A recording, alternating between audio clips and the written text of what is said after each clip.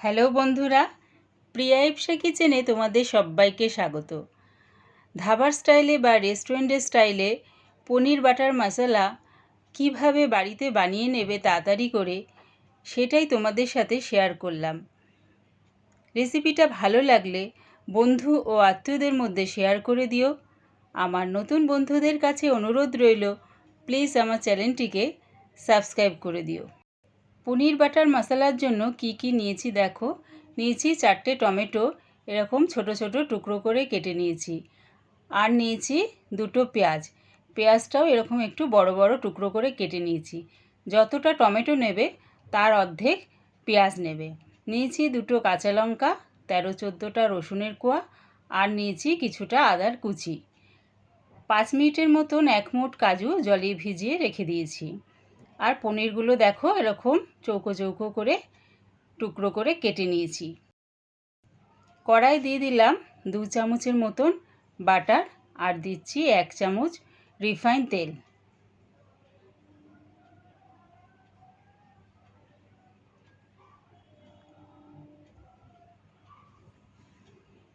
বাটারটা যখন মেল্ট হয়ে যাবে তার মধ্যে দিয়ে দিলাম একটা তেজপাতা, 4টে ছোটো এলাচ, 2টো দারচিনি, আর দিয়ে দিচ্ছি 1/2 চামচ সাদা গোটা জিরে।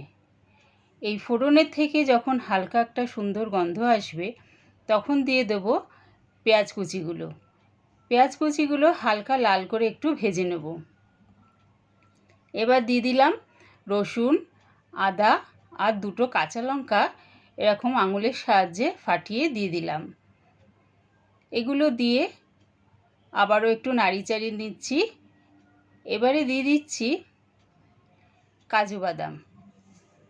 কাজু বাদামটা দিয়ে আবারও একটু নাড়িয়ে চাড়িয়ে নিলাম। এবার দিয়ে দেবো টমেটো। টমেটোটা দিয়ে ভালো করে একটু নাড়িয়ে চাড়িয়ে নেব। দিয়ে দিচ্ছি এবারে স্বাদ অনুযায়ী নুন। নুনটা দিয়ে সবগুলোর সাথে ভালো করে মিশিয়ে চাপা দিয়ে এটা হতে দেব। প্রায় 2 মিনিটের পর চাপাটা খুলে আবারও একটু নাড়িয়ে চাড়িয়ে নিলাম। আবার চাপা দিয়ে এটা হতে দিলাম। আরও 3 মিনিটের পর চাপাটা খুলে দেখে নিচ্ছি। দেখো পেঁয়াজ আর টমেটোটা অনেকটাই নরম হয়ে গেছে। এবারে এর মধ্যে দিয়ে দিলাম 1 চামচ ধনের গুঁড়ো, 1 চামচ জিরের গুঁড়ো, 1/2 চামচ লঙ্কার গুঁড়ো। যে যেরকম ঝাল খাবে সেই অনুযায়ী লঙ্কার গুঁড়োটা দিও। দিয়ে দিচ্ছি 1 চামচ কাশ্মীরি লঙ্কার গুঁড়ো। এই লঙ্কার গুঁড়োটা ঝাল হয় না, কালারের জন্য এটা দিলাম। সামান্য একটু জল দিয়ে মশলাটা খুব ভালোভাবে কষিয়ে নেব।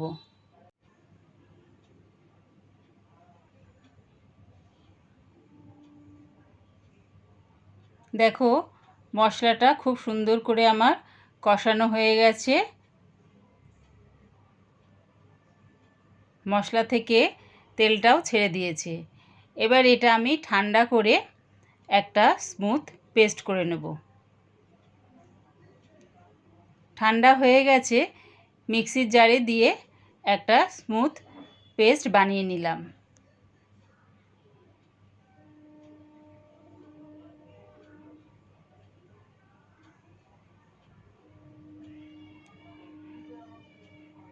এবারে কড়ার মধ্যে দিয়ে দিলাম 2 চামচ বাটার আর 1 চামচের মতন রিফাইন তেল। দিয়ে দিচ্ছি এর মধ্যে পনিরের টুকরোগুলো। পনিরের টুকরোগুলো দিয়ে হালকা করে একটু নাড়িয়ে নিলাম। দিচ্ছি এর মধ্যে স্বাদ অনুযায়ী নুন আর সামান্য একটু কাশ্মীরি লঙ্কার গুঁড়ো।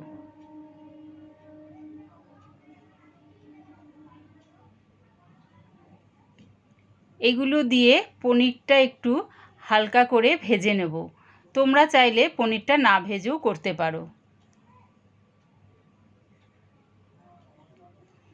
পনিরটা আমার হালকা করে ভাজা হয়ে গেছে। এবারে আমি পনিরগুলো নাবিয়ে দিচ্ছি।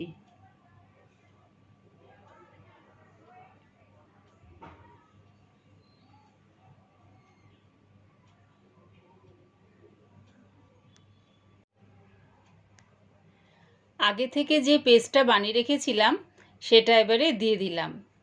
সেটা দিয়ে একটু নাড়িয়ে চাড়িয়ে নেব। অনবরত এটা নাড়তে থাকবে। পেস্টটার মধ্যে যেহেতু কাজু বাদাম আছে তাই এটা নিচে লেগে যাওয়ার সম্ভাবনা থাকে। বেশি একটা কষাবো না, মশলাটা যেহেতু আগে থেকে আমার কষানো আছে তাই একটু নাড়িয়ে চাড়িয়ে জল দিয়ে দিলাম।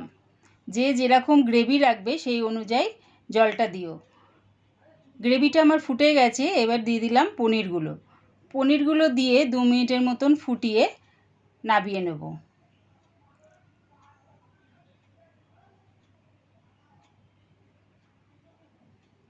রেডি হয়ে গেছে আমার পনির বাটার মশলা। আমার এই পনির বাটার মশলার রেসিপিটা পুরো দেখার জন্যে প্রিয়া ইপসা কিচেনের থেকে তোমাদের সবাইকে অনেক ভালোবাসা রইল। প্লিজ আমার চ্যানেলটিকে সাবস্ক্রাইব করে দিও, লাইক করে দিও, বন্ধু ও আত্মীয়দের মধ্যে শেয়ার করে দিও।